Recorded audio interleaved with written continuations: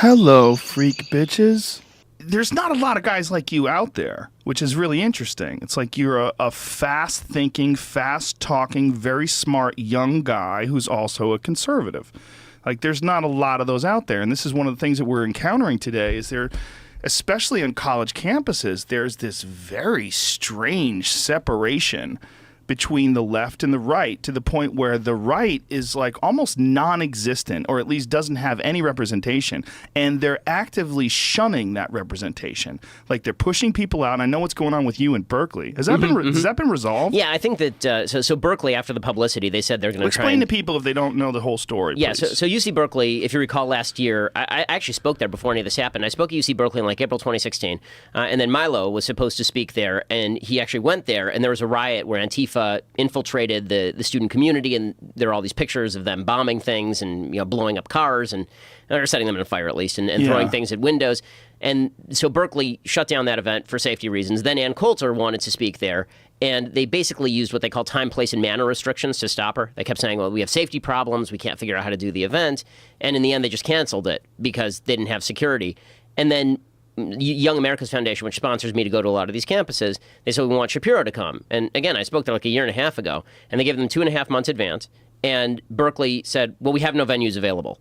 And so this seemed to be another cover for, we're not going to allow a conservative on campus because there are security problems. So we made that public. And then Berkeley said, no. Well, we'll make sure that you get in. They gave us an alternative venue, and they even said they'd cover the security fee because they didn't like the bad publicity. Oh, well, that's nice. Yeah, so that should be good. Well, you know what happened with Jordan Peterson yesterday? Yes. Yeah, just yesterday, Jordan Peterson was banned from YouTube. And YouTube has a new policy that it's very weirdly worded, but apparently they're allowed to block and restrict any kind of videos that are about religion or that could be deemed offensive, which is almost everything. Yeah, that's right. Anything that's remotely, anything that's interesting is going to be offensive to somebody. So it won't be monetized. It also won't be in the Promoted. Videos of interest. Or I know they did this to Prager University as well. They had blocked like 10 of their videos a couple of months ago.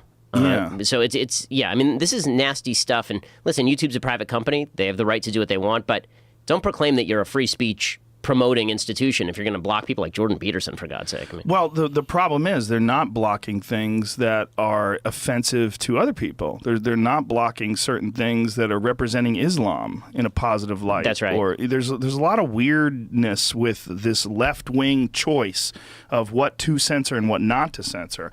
And it's not just dangerous, it's also bad for the whole idea of being a progressive or being a liberal, because it makes them look really petty and really weird and really resistant and hesitant to actually have real debate. Yeah, for sure. This is one of the reasons why I'm very meticulous in my terminology about people who are on the other side of the aisle. I actually separate people who are liberal from people who are leftist. So when there are people who try to ban speech, I call them leftist. And if they are not interested in banning speech, then they're liberal, meaning they want bigger government, they disagree with me on politics, but they're still willing to have a conversation, they want an open forum. People who are on the hard left think that it's actually an insult to their identity to disagree with them. And this is what I experience sometimes on campuses, Cal State LA, where there's a near riot when I speak, or University of Wisconsin, where people storm the stage and stand in front of it and won't leave, or Penn State, where we have, again, another near violent incident over at Penn State, or DePaul, where they actually banned me outright. So sometimes you get this routine from people who think that they conflate their viewpoint with their identity, and then if you have a differing viewpoint, you're denying them their humanity. And it's like, no, I'm not denying you. I just think what you're saying is dumb. Like, That's a very good point. That's a very good point, is that they have their identity completely connected with their ideology.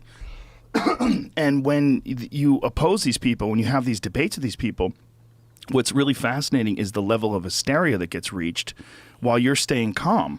Yeah, that's what I've noticed, is that there's a ton of, I tend to keep relatively calm just as a human being. And very often when I'm debating someone, you see them getting more and more and more emotional. And people on the right love this because, of course, it's the triggering of the snowflakes. But the easiest thing in the world to do is trigger some idiot college kid who doesn't know his ass from a hole in the ground.